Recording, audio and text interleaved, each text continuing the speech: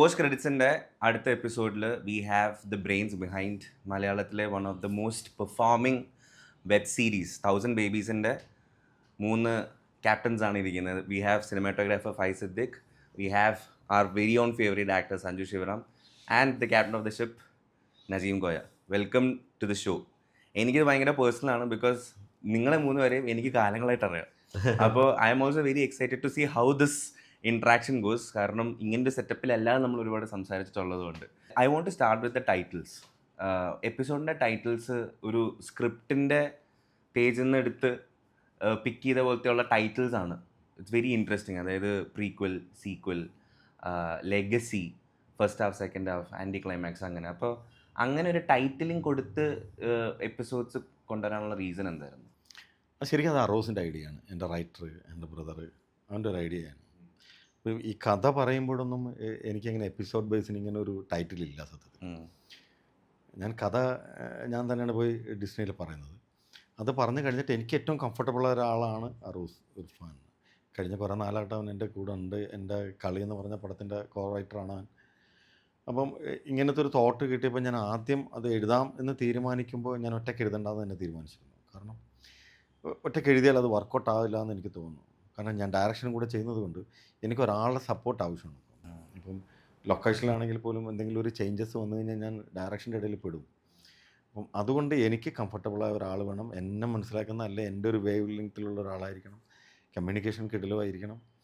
പിന്നെ ഞാൻ പറയുന്ന ഒരു ഐഡിയ അവനത് കിട്ടണം. അതാണ് ഫസ്റ്റ് ഓഫ് ഓൾ വേണ്ടത്. അപ്പോൾ അതിന് ഞാൻ ബെറ്ററായിട്ട് ചൂസ് ചെയ്യപ്പെടുക അറോസിനായിരിക്കും. കാരണം കഴിഞ്ഞ 10-20 വർഷങ്ങളായിട്ട് അവൻ എൻ്റെ കൂടെ ഉണ്ട്, എൻ്റെ കൂടെയാണ് അവൻ. അപ്പം എനിക്ക് അവനെ നല്ലപോലെ വായിക്കാൻ പറ്റും. തിരിച്ചും അവനങ്ങനെ ആണെന്ന് ഞാൻ കരുതുന്നു. ഈ പിച്ച് ഈസിയർ ആക്കിയിരുന്നു ഈ ടൈറ്റിൽസ്? ഇങ്ങനെ നിങ്ങൾ കഥ ഇങ്ങനെ പറഞ്ഞപ്പോൾ ഇല്ലല്ലോ, ഒരിക്കലും ഇല്ലല്ലോ, അങ്ങനെയൊന്നുമില്ല. ഒരു എപ്പിസോഡ് ബേസ് ആയിട്ടല്ല കഥ പറയുക. കഥ ഞാൻ അല്ലാണ്ട് പറയുന്നത്. പിന്നെ അറോസോട്ട് ഇരുന്ന് കഴിയുമ്പോഴാണ് അറോസ് പറയുന്നത് നമുക്കിങ്ങനെ ടൈറ്റിൽസ് വെക്കാം, അത് നന്നായിരിക്കും. അവൻ പറയുമ്പോൾ എനിക്കത് ഭയങ്കര രസമായിട്ട് തോന്നി. അങ്ങനെയാണ് അത് തുടങ്ങി വെക്കുന്നത്. നമ്മൾ ആദ്യം തന്നെ എൻ്റെ ഒരു 1 ലൈനിൽ തന്നെ നമ്മൾ ആ ടൈറ്റിൽ വെച്ചു. അത് അറൂസിൻ്റെ പരിപാടിയാണ്. അറൂസ് അത് എഴുതിയപ്പോൾ എനിക്ക് ഭയങ്കര സന്തോഷമായി. അവനങ്ങനെ ചെയ്യാൻ പറ്റുമല്ലോ എന്നുള്ളൊരു സന്തോഷം. ഈ സീരീസ് തുടങ്ങുന്ന ഫസ്റ്റ് എപ്പിസോഡിൽ സഞ്ജു ചേട്ടൻ്റെ introduction, you are watching something sitting on the commode and then സാറാമ്മച്ചി വന്ന് നോക്ക് ചെയ്യുകയാണ്. അപ്പോൾ മാർക്കർ തീർന്നു എന്ന് പറഞ്ഞിട്ട് സാറാമ്മച്ചി പൊക്കും, ഞാൻ വരാം എന്ന് പറഞ്ഞിട്ട് പിന്നെ കുളിച്ച് ഇറങ്ങുമ്പോഴും സാറാമ്മച്ചി അവിടെ തന്നെ നിൽക്കുക. സോ എനിക്ക് തോന്നുന്നു ആ ഒരു ഒറ്റ സീനിൽ തന്നെ ഈ സാറാമ്മച്ചിയുടെ എക്സെൻട്രിസിറ്റി വളരെ ഈസിലി കാണുന്ന ആൾക്കാർക്ക് മനസ്സിലായി. ഇവരിത്തിരി വേറെ ട്വിസ്റ്റഡ് ആണ് എന്ന് പറയുന്നൊരു പരിപാടി. അപ്പോൾ നീന മാം ഇങ്ങനൊരു ക്യാരക്ടർ ചെയ്യുന്നു. അതിൻ്റെ അകത്ത് സഞ്ജു ചേട്ടൻ്റെ ഒരു ടൈറ്റിൽ ക്യാരക്ടർ പോലെ, ഒരു മെയിൻ ക്യാരക്ടർ പോലെ ഒരു ഓപ്പർച്യൂണിറ്റിയാണ്. And you are starting with this particular episode. സാറാമ്മച്ചിയുടെ ആ സ്പേസിലാണ് നമ്മൾ തുടങ്ങുന്നത്. പക്ഷെ അവിടുത്തെ ബിബിൻ എന്ന് പറയുന്നത് നമുക്ക് ഭയങ്കര ഇങ്ങനൊരു ഫ്രണ്ടോ അല്ലെങ്കിൽ ഇങ്ങനൊരു ബ്രദറോ ഇങ്ങനൊരു പാർട്ട്ണറോ ഇങ്ങനൊരു ആളെ നമുക്ക് പരിചയമുണ്ടായിരുന്നു, നമുക്ക് എന്തൊരു സ്നേഹം തോന്നുന്ന ഒരാളാണ്. അപ്പം ആ പാർട്ട് ഓഫ് ദ പെർഫോമൻസ് എങ്ങനെയാണ് നജീമൊക്കെ ബ്രീഫ് ചെയ്ത് തന്നത്? And how did you have not read the entire script എന്ന് പറഞ്ഞും ഞാൻ കേട്ടു. അപ്പോൾ ഇതെങ്ങനെയത്? പണ്ട് സൗരവ് ഗാംഗുലി ഒരു ടീമിൻ്റെ മോശം പെർഫോമൻസ് സമയത്ത് പുള്ളി ചോദിച്ചു, പുള്ളി പറഞ്ഞതെന്ന് പറഞ്ഞാൽ A team is as good as captain is as good as A team. പക്ഷേ എനിക്ക് തോന്നിയിട്ടുള്ള സാധനം വെച്ച് കഴിഞ്ഞാൽ the team is as good as A captain. അപ്പോൾ ഞാനത് ചെയ്യുന്ന സമയത്ത് എനിക്ക് കൃത്യമായ ഇൻപുട്സ് ഉണ്ട്. നമ്മൾ കൃത്യമായ അങ്ങനത്തെ ആൾക്കാരുടെ അടുത്ത് ചെന്ന് പെടുമ്പോഴാണ് നല്ല സിനിമകൾ ഉണ്ടാകുന്നതും നല്ല കഥാപാത്രങ്ങൾ ഉണ്ടാകും, നിങ്ങൾ നല്ല നടനാവുന്നതും മോശം നടനാവുന്നതും. അപ്പം അതെപ്പോഴും നിങ്ങൾ ഉപയോഗിക്കുന്ന ആളുടെ അവരെത്ര നേരം ഇവരെ കൊണ്ട് അത് ചെയ്യിപ്പിക്കണം, എന്തൊക്കെ ചെയ്യിപ്പിക്കണം, അവർ ചെയ്യുന്നത് എന്തെല്ലാം വേണ്ട, എന്തെല്ലാം വേണം എന്ന് ഡിസൈഡ് ചെയ്യാൻ പറ്റുന്ന ഒരാൾ. അപ്പം എനിക്ക് ഉള്ള എൻ്റെ കോൺഫിഡൻസ് എന്ന് പറഞ്ഞാൽ ഇത്രയും വലിയൊരു പ്രോജക്റ്റിൻ്റെ ഭാഗമാകുന്ന സമയത്ത് എനിക്ക് ആദ്യം ഞാൻ ഫുള്ളി കോൺഫിഡൻ്റ് ആണോ എന്ന് വെച്ചാൽ എനിക്കറിയാം, എനിക്ക് പേടിയായിരുന്നു. കാരണം അത് വലിയ റെസ്പോൺസിബിലിറ്റിയാണ്. അപ്പം ഞാൻ അതുകൊണ്ട് തന്നെ ഈ സീരീസ് ഇറങ്ങുന്നത് വരെ എനിക്ക് ഇത്രത്തോളം ഇതിനകത്ത് ചെയ്യാനുണ്ടെന്നോ അല്ലെങ്കിൽ ഇത്രയും നല്ലതാണെന്നോ എന്നൊന്നും ഞാൻ ആരോടും പറഞ്ഞിട്ടില്ല. നജീമിക്കോട് പറഞ്ഞില്ല, നജീമിക്ക ഞാൻ എന്ത് പറയും, ഒരു സീരീസ് ചെയ്തിട്ടുണ്ട്, പക്ഷേ അപ്പോൾ വർക്കായാലും അടിപൊളിയായിരിക്കും, അല്ലെങ്കിൽ ഓക്കെ ജസ്റ്റ് അങ്ങനെ പോകും. പക്ഷേ എനിക്കറിയാം ഇതൊന്നും ഒത്തിരി നല്ലതാണ്, പക്ഷേ അത് പറയാനുള്ള കോൺഫിഡൻസ് വരുന്നില്ല. കാരണം അത്രയും എനിക്കൊരു ടെൻഷനുണ്ടായിരുന്നു ഇതെങ്ങനെ സംഭവിക്കുന്നത്. പക്ഷെ അതെനിക്ക് ഈസി ആക്കി തന്നെ നജീമിക്കാണ്. അപ്പം ഞാൻ ആദ്യം കഥ കേട്ടു, അത് കഴിഞ്ഞ് സ്ക്രിപ്റ്റ് വായിക്കുമ്പോൾ എൻ്റെ അടുത്ത് നജീമൊക്കെ പറഞ്ഞത്, എടാ നീ അത് ഫുള്ളി ഫോളോ ചെയ്യണ്ട ഇപ്പോഴേ, നീ വിട്ടേക്കൂ, നമ്മളൊരു എപ്പിസോഡ് ഷൂട്ട് ചെയ്യും, ആ സമയത്ത് നീ ആ എപ്പിസോഡിനെ പറ്റി ബോധേഡായാൽ മതി. അപ്പം ഞാൻ ഈ സാറാമിച്ചായിട്ടുള്ളത് ഷൂട്ട് ചെയ്യുന്നതിന് മുമ്പാണ് ഞാൻ ആ എപ്പിസോഡ് ഞാൻ ഫുൾ വായിക്കുന്നത്, വീണ്ടും വായിക്കും. അപ്പോൾ അത് ആ സമയത്താണ് നമുക്ക് പല കാര്യങ്ങളും ഇങ്ങനെ ചെയ്യാം അല്ലെങ്കിൽ ഇങ്ങനെ ചെയ്യാം. അപ്പോൾ എൻ്റെ അടുത്ത് നജീം കൃത്യമായിട്ട് പറഞ്ഞു, എടാ സാറാമിച്ചി വന്ന് ഡോറിന് അവിടെ നിൽക്കും, അപ്പോൾ അവൻ ബാത്റൂമിലാണെന്നറിയാം, എന്നാലും സാറാമിച്ചി അവിടെ നിൽക്കും. നീ അത് കഴിഞ്ഞ് ഇറങ്ങിപ്പോകുന്നത് അവരോട് നിൽപ്പുണ്ട്, ചെറിയ ഗ്യാപ്പ് എടുത്തിട്ട് ഇങ്ങനെ ഇങ്ങനെ പോവാണ്. കാരണം അറ്റാക്ക് ചെയ്യുന്നുള്ള രീതിയിലൊക്കെ ഒരു പേടി തോന്നുന്നു. ഞാൻ അവരെ അനക്കുന്നില്ല, അവരവിടെ തന്നെ നിൽക്കണം. ഞാൻ എനിക്ക് ചിരിച്ച് ഞാൻ അങ്ങോട്ട്, കാരണം ഞാനിത് യൂസ്ഡ് ആണ്. അപ്പോൾ അതായത് ഇവരുടെ എക്സെൻട്രിസിറ്റി എന്ന് പറഞ്ഞാൽ എനിക്ക് ഭയങ്കര നോർമൽ ആണെന്നുള്ളത് അവിടെ നമ്മൾ എസ്റ്റാബ്ലിഷ് ചെയ്യുന്നുണ്ട്. ഇപ്പോൾ സാറാമിച്ചി വന്ന് നോക്ക് ചെയ്യും, ഞാൻ അന്നേരം അവിടെ നിന്ന് ഞാൻ പോൺ കാണുമായിരിക്കും. But I am still A baby for her. കാരണം എന്നെ ഒരു ബേബി ഫോമിലാണ് ആദ്യം കാണിക്കുന്നത്. അപ്പോൾ അവിടെ നിന്നാണ് സ്റ്റാർട്ട് ചെയ്യുന്നത്. പക്ഷേ ഞാൻ ഒരു വലിയ മുതിർന്ന ആളാണ്, എനിക്ക് എൻ്റേതായ ഫീലിങ്സ് ഉണ്ട്. പക്ഷേ ഇവരുടെ ഒരു കൂടിൻ്റെ ഉള്ളിലാണ് ഞാൻ. അത് കാണിക്കുന്ന ഒരു സീനാണത്. അപ്പോൾ അങ്ങനെയൊക്കെ ചെയ്യുമ്പോൾ എന്താണെന്ന് വെച്ച് കഴിഞ്ഞാൽ ഈസിലി കമ്മ്യൂണിക്കേറ്റഡ് ആണ്. ഒരു ചെറിയ സാധനത്തിലൂടെ ഒരു 5 to 10 സെക്കൻഡ്സിൻ്റെ ഒരു ഷോട്ടിലൂടെ നമ്മളൊരു വലിയ ഒരു ക്യാരക്ടറിന് വലിയ കുറേ ഭാഗങ്ങൾ എക്സ്പ്ലെയിൻ ചെയ്ത് കൊടുക്കുകയാണ്. അത് നമ്മൾക്ക് കുറേ കൂടി എളുപ്പമാകും. അപ്പം എന്നെ ഹെൽപ്പ് ചെയ്തത് ആ ഡയറക്ടർ തന്ന ഇൻപുട്സും പിന്നെ കോ ആക്ടർ എന്ന് പറയുന്ന അത്രയും ഗംഭീര ഒരു ആർട്ടിസ്റ്റ് അവിടെ നിൽക്കുമ്പോൾ നിങ്ങൾക്ക് പേടിക്കേണ്ട ആവശ്യമേ ഇല്ല. You are very much safe. അപ്പോൾ അതിന് റിയാക്ട് ചെയ്യുക, അവരുടെ കൂടെ നിൽക്കുക, ബി പ്രസൻറ്റ് എന്നുള്ളത് മാത്രമേ അതിനകത്ത് ആവശ്യമുള്ളൂ. അതിനെ ഹെൽപ്പ് ചെയ്ത ആ സറൗണ്ടിങ്സും ആ ടീമും ഇവരൊക്കെ തന്നെയാണ്. ഈ വീടിൻ്റെ അകത്ത് നമ്മൾ ഫസ്റ്റ് എപ്പിസോഡിൽ നമ്മൾ വീട്ടിൽ വന്ന് ലാൻഡ് ചെയ്യുന്ന സമയത്ത് അതിൻ്റെ ഒരു മൂഡ് ഭയങ്കര ഇമ്പോർട്ടൻ്റ് ആണ്. അപ്പോൾ എനിക്ക് അവിടെ ഫൈസിൻ്റെ വർക്ക് വാസ് എക്സ്ട്രാ ഓർഡിനറിയും തോന്നി. Why because we were also feeling little uncomfortable. Like ആ വാളിൻ്റെ ഇത് കാണിക്കുന്നതാണെങ്കിലും പുറത്തുള്ള ഏരിയ, എസ്പെഷ്യലി ആ ക്രേഡിൽസിൻ്റെ ഒക്കെ ഷോട്ടാണെങ്കിലും ഹെർ ഹാലൂസിനേഷൻ ആൻഡ് എവറിത്തിങ് ഭയങ്കര, അതായത് ഒരു സീരീസിൻ്റെ ഒരു മൂഡ് വളരെയധികം ഡിഫൈൻ ചെയ്യുന്ന ഒരു ഫസ്റ്റ് എപ്പിസോഡായിരുന്നു. അതിൻ്റെ ഒരു സെറ്റപ്പും കാര്യങ്ങളൊക്കെ ആയിരുന്നു. So is that your like would that be your favourite part of shooting the series? ഈ പറയുന്ന ഒരു ഫസ്റ്റ് എപ്പിസോഡിൻ്റെ you have to tell us. Actually എനിക്ക് ഈ നമ്മുടെ സീരീസ് തന്നെ ഏറ്റവും കൂടുതൽ എൻ്റെ ഫേവറേറ്റ് എന്ന് പറയുന്നത് ഫസ്റ്റ് എപ്പിസോഡ് തന്നെയാണ്. കാരണം അതിലാണ് ആൾക്കാർ ഇരുത്തിയത്. അവിടെ നിന്നാണ് പിന്നെ തുടർന്ന് അങ്ങോട്ട് പോകുന്നത്. പിന്നെ തേർഡ് എപ്പിസോഡ് അതിൽ റിവീൽ ചെയ്യുന്നതോടുകൂടി ആൾക്കാർ ഇന്നായി. ഇനി പുറത്തേക്കില്ല ആൾക്കാർ. ഇനി ത്രൂ ഔട്ട് എല്ലാവരും ബാക്കി അവർ ഇൻവെസ്റ്റിഗേഷൻ ചെയ്യുന്ന സമയത്ത് കൂടെ തന്നെ പോകാമെന്നുള്ളതാണ്. അപ്പോൾ ഫസ്റ്റ് എപ്പിസോഡ് ആദ്യമേ ഭയങ്കരമായിട്ട് നമ്മൾ ഏറ്റവും കൂടുതൽ ഇരുന്നതും, ഞാൻ ഫസ്റ്റ് നജീംക്കാരുടെ അടുത്ത് കഥ കേൾക്കുന്ന സമയത്ത് ഫസ്റ്റ് ആ കഥ കേട്ടപ്പോൾ തന്നെ ഓക്കെ അടിച്ചതും ഈ ഒറ്റ ഫസ്റ്റ് എപ്പിസോഡ് കാരണമാണ്. കാരണം ഞാൻ വായിച്ചിട്ട് കൂടിയില്ല. കാരണം ഞാൻ പറഞ്ഞു നജീംക്ക ചെയ്യുന്നു ഒരു ഇത്. കാരണം ഞാനത് ഭയങ്കര ബ്ലെസ്ഡ് ആയിട്ടാണ് കാണുന്നത്. കാരണം ആ ഫസ്റ്റ് എപ്പിസോഡ് 45 minutes ആണെങ്കിൽ അത് എൻ്റെ അടുത്ത് പറയാനെടുത്ത സമയം എന്ന് പറഞ്ഞാൽ 5 മണിക്കൂറാണ്. ഫസ്റ്റ് എപ്പിസോഡ് 5 മണിക്കൂറല്ല നജീം, 5 മണിക്കൂർ എടുത്തിട്ടാണ് നമ്മൾ CCD കഥ പറഞ്ഞത്. അപ്പോൾ അത്രയും ഇന്നാക്കിയാണ് ഓരോ സീൻ ബൈ സീൻ എങ്ങനെ വേണം എന്നുള്ളത് അത്രയും ക്ലാരിറ്റിയോടുകൂടി പറയുമ്പോൾ എനിക്കത് വിഷ്വലി ഓൾറെഡി കിട്ടി.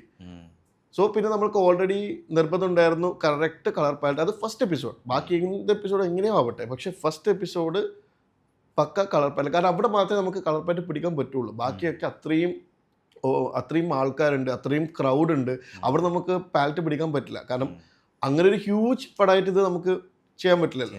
അപ്പോൾ ഇത് വെച്ചാൽ നമ്മുടെ ലിമിറ്റേഷനിൽ നിൽക്കുന്ന ഒരു ലൊക്കേഷനാണ്, നമ്മുടെ ലൊക്കേഷൻ ഒരു ക്രൂ ആണ്. അപ്പം നമുക്ക് ഭയങ്കര രസമായിട്ട് അതിനെ കൊണ്ടുവരാൻ പറ്റി. പിന്നെ അവിടെ മാത്രം നമ്മൾ അവിടെയൊക്കെ സ്പെഷ്യൽ എക്യുപ്മെൻ്റ് ആയിട്ട് പാന്തർ യൂസ് ചെയ്തു. അപ്പം അതിനനുസരിച്ചുള്ള മൂവ്മെൻറ്റ്സ് കറക്റ്റായിട്ട് കിട്ടി. അതൊക്കെ നമ്മൾ ഓൾറെഡി പ്ലാനിലുണ്ടായിരുന്നു. ഡയറക്ടർ മീഡിയയെ പറ്റി ഇരിക്കുമ്പോൾ തന്നെ നമുക്ക് ഓൾറെഡി പ്ലാനിലുണ്ടായിരുന്നു. പിന്നെ ഈ പറഞ്ഞ പോലെ ഇത്രയും ആ ഒരു മരങ്ങൾക്കിടയിൽ അത്രയും ഗ്രീനറി ആയിട്ടുള്ള സ്ഥലത്ത് ഗ്രീൻ കോസ്റ്റ്യൂം ഇട്ടിട്ടാണ് നമ്മൾ സാറാമച്ചി വരുന്നത്. സോ അത് മേ ബി ആൾക്കാർക്ക് തോന്നിയേക്കാം എന്തുകൊണ്ട് ഗ്രീനിൽ തന്നെ വന്നു എന്നുള്ളത്. അതും ആ നേച്ചറായിട്ടാണ്. അവരതിൽ ഉള്ളിലിടുന്ന കോസ്റ്റ്യൂം പോലും ബ്രൗൺ ആണ്. സോ അതും നേച്ചറാണ്. സോ എല്ലാം കൊണ്ടും അവരവിടെ ഉള്ള ഒരാളാണ്. ഒരു രീതിയിലും എല്ലാം കൊണ്ടും ബ്ലെൻഡാണ് ആക്ച്വലി ആ കളേഴ്സും. അതൊക്കെ ഓൾറെഡി നമ്മൾ തീരുമാനം ഉണ്ടായിരുന്നു എങ്ങനെയൊക്കെ വരണം എന്നുള്ളത്. പിന്നെ ഈ പറഞ്ഞ പോലെ ഡയറക്ടറിൻ്റെ എല്ലാ കഴിവും എല്ലാവരും ഇരുത്തിക്കൊണ്ട് കുറ്റം പറയാൻ പറ്റും.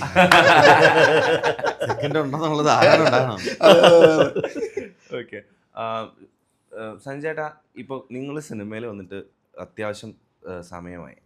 And now is when everybody is suddenly എല്ലാവരും ഹീസ് ഡൺ. പക്ഷേ ഇതിനു മുമ്പും യു ഹവ് ഡൺ വളരെ ചെറിയ പോർഷൻസ് ആണെങ്കിലും വളരെ ഇൻട്രസ്റ്റിംഗ് ആയിട്ടുള്ള ക്യാരക്ടേഴ്സും അത് വളരെ ഇൻട്രസ്റ്റിംഗ് ആയിട്ട് ചെയ്തിട്ടുമുണ്ട്.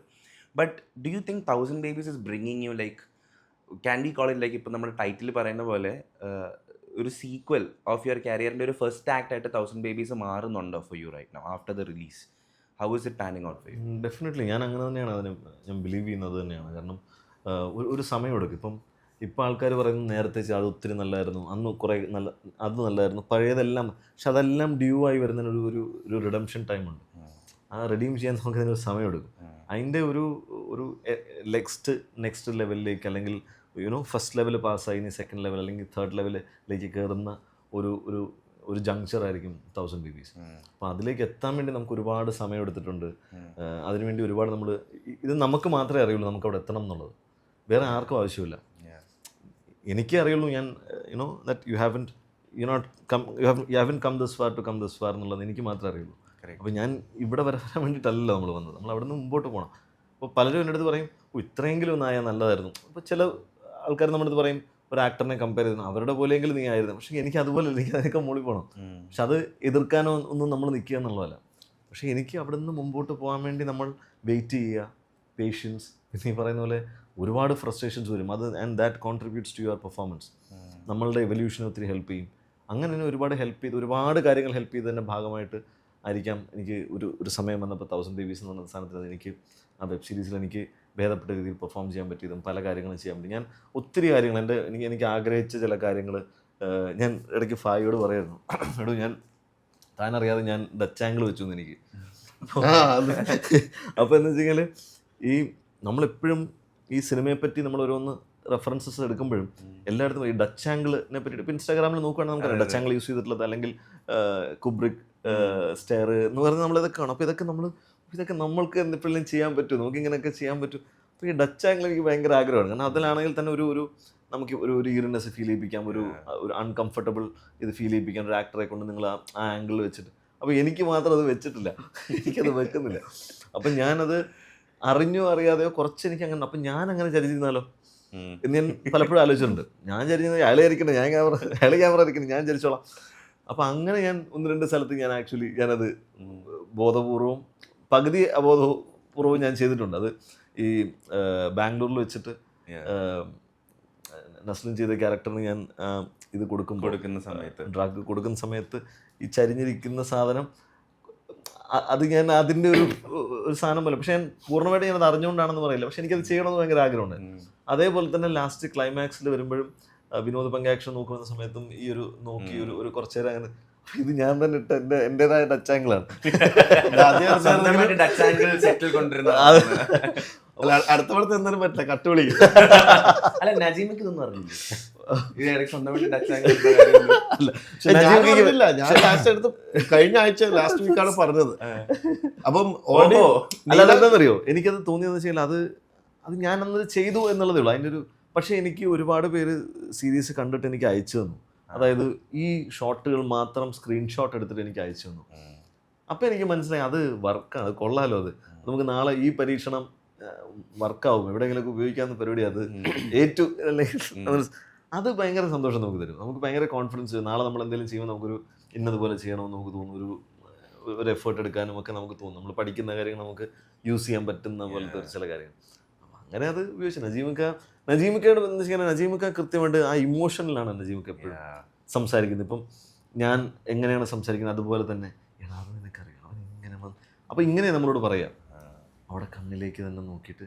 അപ്പോൾ അവളെ ഇവിടെ നിനക്ക് തരാടി പണി ഞാൻ തരാം, പക്ഷെ നമ്മൾ ഭയങ്കര സ്നേഹത്തോടെയാണ് നീ ഇത് കൊടുക്കുന്നത്, മിഠായി കൊടുക്കുന്ന പോലെയാണ് കൊടുക്കുന്നത്. അപ്പോൾ ഇതിങ്ങനെ പറഞ്ഞ് നമ്മളിങ്ങനെ ഫീഡ് ചെയ്യുകയും നമ്മളെ മാനിപ്പുലേറ്റ് ചെയ്യുകയും ചെയ്യും. അപ്പം നമ്മൾ മാനിപ്പുലേറ്റ് ചെയ്ത് അദ്ദേഹം ആ ഒരു സ്ഥാനത്തിലേക്ക് എത്തിക്കും. അപ്പോൾ നമുക്ക് ഭയങ്കര എളുപ്പമാണ്, നമുക്ക് നിന്ന് കൊടുത്താൽ മതി, ഇത് കേട്ട് നമ്മൾ റെസ്പോണ്ട് ചെയ്താൽ മതി. അപ്പോൾ അത് നമുക്ക് യൂസ് ചെയ്യാനും. അപ്പോൾ ഇതൊന്നും നമുക്ക് ആ റിസൾട്ട് കിട്ടുവാണെങ്കിൽ പിന്നെ ഇതൊന്നും ഒരു വിഷയമല്ല. എൻ്റെ അടുത്ത് ഇപ്പോൾ ഈ പറഞ്ഞ 5 മണിക്കൂറത്തെ കഥ പറഞ്ഞത് ഇതേ സ്റ്റൈലാണ്. അപ്പോൾ യെസ് എന്നിട്ട് ഫസ്റ്റ് എപ്പിസോഡ് പിന്നെ എനിക്ക് പറഞ്ഞിട്ടില്ല, എനിക്ക് 3rd എപ്പിസോഡിന്റെ റിവീലിംഗ് അറിയില്ല, ഒന്നും അറിയില്ല. ഞാൻ പറഞ്ഞു നജീബ് അത് ഞാൻ സ്ക്രിപ്റ്റ് പറയാം. അപ്പോൾ ഞാനടക്കം ചേട്ടാ എന്താണ് സംഭവിച്ചതെന്ന് എനിക്കും അറിയില്ലായിരുന്നു കുറച്ച് ദിവസത്തേക്ക്. പിന്നെ സ്ക്രിപ്റ്റ് കിട്ടിയപ്പോഴാണ് ഓക്കെ ഇങ്ങനെയൊക്കെയുള്ളതാണ് നെക്സ്റ്റ് എന്നുള്ളത് അറിയുന്നത്. അപ്പം ഹോണ്ടഡ് ആയി പക്ക. ആ ഹോണ്ടിങ് എനിക്കൊന്ന് എല്ലായിടത്തും അത് വരുത്തിച്ചിട്ടുണ്ടായിരുന്നു. ഫസ്റ്റ് അത് പറയാതെ അത് കീപ്പപ്പ് ചെയ്തിട്ട് സീക്രട്ട് അത് എനിക്ക് തോന്നുന്നു പടത്തിൽ തന്നെ നമ്മൾക്ക് 6-7 പേർക്ക് മാത്രമേ അറിയാവുന്നുള്ളൂ. ബാക്കി ഇപ്പോൾ ജോയ് മാത്യു സാർ ആര് വന്നു കഴിഞ്ഞാലും ഒരു ഐഡിയ ഇല്ല, എന്താണ് ഇവിടെ സംഭവിക്കുന്നത് ഒരാൾക്കും ഒരു ഐഡിയ ഇല്ലായിരുന്നു. അത് പക്ക നമ്മൾ സീക്രട്ട് ആയിട്ട് തന്നെ വെച്ചിട്ടുണ്ട്. പക്ഷെ അതിൻ്റെ അഡ്വാൻറ്റേജ് എന്താണെന്ന് വെച്ചാൽ നമ്മൾ സെറ്റിൽ ഷൂട്ട് ചെയ്യുന്ന സമയത്ത് ഈ 6ാമത്തെ എപ്പിസോഡിലാണ് ഇയാളുടെ ഈ ഒരു ഡെവിലിഷ്നെസ് പലപ്പോഴും സ്ഥലത്ത് കാണിക്കുന്നത്. അപ്പോൾ അത് നമ്മൾ എല്ലാ ലൊക്കേഷൻസിലും എടുക്കുന്നുണ്ടല്ലോ. അപ്പോൾ എൻ്റെ അടുത്ത് അപ്പോൾ പറയും, എടാ അത് എഫ് ആണേ എന്ന് പറയും, എഫ് എപ്പിസോഡ് ആണെന്ന് പറയും. അപ്പം ഞാൻ ഓക്കെ, ഇത് പക്ഷെ വേറെ ആർക്കും അറിയില്ല. അപ്പോൾ അത് നമുക്ക് ഭയങ്കര ഒരു കിക്കായിരുന്നു. അപ്പം ക്യാമറമാൻ, റൈറ്റർ, നജീബ് ഖാൻ, എനിക്ക് മാത്രമേ അത് അറിയുള്ളൂ. ഏത് ഇമോഷൻ ആണെന്നുള്ളതിന്റെ ഒരു റെഫറൻസ് എപ്പിസോഡ് എഫ് എന്ന് പറയും. അപ്പോൾ അത് അത് ഭയങ്കര രസമായിരുന്നു, വേറെ ആർക്കും അറിയില്ല. എന്താണ് പരിപാടി എന്താണെന്ന് പലരും ചോദിക്കുമ്പോഴും നമുക്ക് പറയാൻ തോന്നിയിട്ടില്ല എന്നുള്ളതാണ്. കാരണം എന്തുകൊണ്ടെന്ന് വെച്ച് കഴിഞ്ഞാൽ അവർക്കത് അത്രയും എൻജോയ് ചെയ്യാൻ പറ്റണം. ഇത് അറിയുമ്പോൾ അവർ ഞെട്ടണം. ഞാൻ പറഞ്ഞ എന്തിനാണ് സ്പോയിൽ ചെയ്യുന്നത്, അത്ര ബ്യൂട്ടിഫുൾ ആയിട്ട് അവർ കാണും. അതുകൊണ്ട് മാത്രം നമ്മൾ പറയാത്തതാണ്. ഒരാളോട് പോലും ഞാൻ പറഞ്ഞിട്ടില്ല ഇതിൻ്റെ എന്താണ് ഇതിൻ്റെ ഈ എഫ് എന്തിനാണ് ഷൂട്ട് ചെയ്യുന്ന ആർക്കും അറിയില്ല, അല്ലെങ്കിൽ എഫ് ആരെ പോയിന്റ് ഓഫ് വ്യൂ ആണെന്നും അറിയില്ല. എഫ് ശരിക്കും നമ്മൾ വെച്ചിരിക്കുന്നത് അജികുരൻ്റെ പോയിന്റ് ഓഫ് വ്യൂ ആണ്. അതൊരു തേർഡ് പേഴ്സൺ ഉണ്ട്. ഇവൻ ചെയ്യുന്ന ക്രൈമിൽ ഒരു തേർഡ് പേഴ്സൺ വ്യൂ ഉണ്ട്. അത് ഈ പോലീസ് ഓഫീസറിൻ്റെ വ്യൂ ആണ്, ഈ അന്വേഷണ ഉദ്യോഗസ്ഥൻ്റെ വ്യൂ ആണ്. അതാണ് ഈ എഫ് ആയിട്ട് യൂസ് ചെയ്യുന്നത്. എഫിലാണ് ഇയാളത് റിവീൽ ചെയ്ത് ഇങ്ങനെ ആകാം, ഇങ്ങനെ അല്ലാണ്ടും ആകാം അയാൾ പറയുന്നുണ്ട്. അവരോട് പറയുന്നുണ്ട്, ഇപ്പം ഞാൻ പറയുന്നത് പോലെ ആകാം, ഇല്ലെങ്കിൽ അല്ലാണ്ടും ആകാം, പക്ഷെ ഞാൻ പറയുന്നത് ഇതാണ്. അപ്പം ഞാൻ ഈ പറയുന്ന ഇതാണെന്ന് പറയുന്നതാണ് ഈ എഫ്. അപ്പം സഞ്ജു എനിക്കൊരു ഇങ്ങനെ ഒരു ലുക്ക് തരുന്നു, അവളെ ഇങ്ങനെ നോക്കുന്നു, അവൾ കുനിയുമ്പം സഞ്ജുവിൻ്റെ ചേഞ്ച് ഓവർ ഞാൻ അപ്പം അവിടെ ഷൂട്ട് ചെയ്യുന്നുണ്ട്. പക്ഷെ അത് ഞാൻ സഞ്ജുവിനോട് പറഞ്ഞത് എഫാന്നാണ്. കറക്റ്റ്. ഓക്കെ, എനിക്ക് ഈ പ്രസൻറ്റ് ഷൂട്ട് ചെയ്യുന്നതിൽ അത് ആവശ്യമില്ല. പക്ഷേ നമ്മൾ ഇവൻ നോക്കുമ്പോഴേക്കും ഇവന് സെപ്പറേറ്റ് എഫ് വെച്ചിട്ടുണ്ട്. ഞാനത് അവിടെ നിന്ന് തൂക്ക് മാറ്റും. അത് പിന്നെ എഫിലാണ് ഞാനത് യൂസ് ചെയ്യുക. അപ്പോൾ ഇത് എല്ലാ സാധനം ഷൂട്ട് ചെയ്യുന്ന സമയത്തും ഞങ്ങളിത് വെച്ചിട്ടുണ്ട്. മനസ്സിലായി. ഇപ്പം ബാംഗ്ലൂർ നമ്മൾ മാളിൽ നിന്ന് ഇറങ്ങി വരുന്ന സമയത്ത് അവളെ വെയിറ്റ് ചെയ്യുന്നൊരു സമയമുണ്ട്. അതുപോലെ എക്സലറിൽ ഇറങ്ങി വരുന്ന സമയത്ത് ഇവിടെ തിരിഞ്ഞ് നോക്കുമ്പോൾ സഞ്ജു ഇങ്ങനെ നോക്കി ചിരിക്കുന്നുണ്ട്. ചിരിച്ച് കഴിഞ്ഞാൽ അവൾ തിരിയുമ്പോൾ സഞ്ജുവിൻ്റെ ഒരു ചേഞ്ച് ഓവറുണ്ട്. അത് എഫാണ്. അപ്പോൾ ഇങ്ങനത്തെ കുറേ കാര്യങ്ങൾ നമ്മൾ മാത്രം വെച്ചിരിക്കുന്ന കുറേ ഐഡിയാസ് ഉണ്ട്. അത് ആ കൃത്യസമയത്ത് എനിക്ക് വരും, ഞാൻ അവനോട് വിളിച്ച് പറയാതെ എഫാടാന്ന് പറയും. അപ്പോൾ അത് അവന് കിട്ടും, പറയുന്നത് എഫാണെന്നുള്ളത്. വളരെ കുറച്ച് ഇത് എന്താണ് ഇതിൻ്റെ സംഭവം എന്ന് അറിയാവുന്ന വളരെ ചുരുക്കം പേരെ സെറ്റിലുണ്ടായിരുന്നുള്ളൂ, മേജർ ആക്ടേഴ്സിന് പോലും. അപ്പോൾ ജോയേട്ടൻ കത്ത് വായിക്കുന്ന ഒരു സീക്വൻസ് ഉണ്ട്. ആ കത്തിൽ ഒറിജിനലി നമ്മൾ അങ്ങനെയാണ് എഴുതിയിരിക്കുന്നത്. മറ്റേ മജിസ്ട്രേറ്റിന്റെ റൂമിലിരിക്കുന്നത് സാറമ്മച്ചി എന്താണ് എഴുതിയിരിക്കുന്നത് അതേപോലെ തന്നെ നമ്മൾ കത്തിൽ ടൈപ്പ് ചെയ്തിരിക്കുന്നത്. അത് വായിച്ചാലും കിട്ടും. പക്ഷേ ജോയേട്ടനോട് ആ കത്ത് വായിക്കുന്നതിന് തൊട്ട് മുമ്പ് വരെ കഥ എന്താണെന്ന് പറഞ്ഞിട്ടില്ല. ജോയേട്ടനോട് ക്യാരക്ടർ മാത്രമേ പറഞ്ഞിട്ടുള്ളൂ. ജോയേട്ടൻ എന്നോടുള്ളൊരു ഇഷ്ടമൊക്കെ കൊണ്ടാണ് ജോയേട്ടൻ അഭിനയിക്കാൻ വരുന്നത്. അപ്പോൾ അത് മോശമായിരിക്കത്തില്ല എന്ന് അറിയാവുന്നതുകൊണ്ടാണ് പുള്ളി എൻ്റെ അടുത്ത് വന്നത്. പിന്നെ ഞാൻ ജോയേട്ടനും കൂടെ ജോയേട്ടൻ്റെ പടം മുതലുള്ള ബന്ധമാണ്. അപ്പം ജോയേട്ടനോട് ആ കത്ത് വായിക്കാൻ തൊട്ട് മുമ്പ് എനിക്ക് ആവശ്യമായിരുന്നു ജോയേട്ടന് ഈ ഡ്രാമ കൊടുക്കണമെന്ന് എനിക്ക് ഭയങ്കര ആഗ്രഹമായിരുന്നു. അപ്പോൾ ജോയേട്ടനെ മാറ്റി നിർത്തിയിട്ട് ഇത് പറഞ്ഞു. എന്നിട്ട് ഞാൻ പറഞ്ഞു ജോയേട്ടൻ ഞാനിത് പറഞ്ഞു കഴിഞ്ഞാൽ ഞാൻ ഷോട്ട് എടുക്കും, ജോയേട്ടൻ റെഡി ആയിക്കണമെന്ന് പറഞ്ഞു. ഞാൻ പായെടുത്ത് പറഞ്ഞ് ലേറ്റപ്പ് ചെയ്ത് വെച്ചോന്ന് പറഞ്ഞിട്ട് അവിടെ ഇരുത്തി ജോയേട്ടനോട് ആ കഥ പറഞ്ഞു. എന്നിട്ട് ആ കത്ത് കൊടുത്തത്. എന്നാലേ ജോയേട്ടൻ ആ ചേഞ്ച് വരത്തുള്ളൂ. അപ്പോൾ ജോയേട്ടൻ അപ്പം ടെൻഷനായി. ജോയേട്ടൻ പറയുന്നത് ഇതൊരു വല്ലാത്ത പണിയായിപ്പോയില്ലോടാന്ന് പറഞ്ഞു. കാരണം അങ്ങനത്തെ ഒരു ക്രൈം കേൾക്കുക ജോയേട്ടൻ ലൈഫിൽ ആദ്യമാണ്.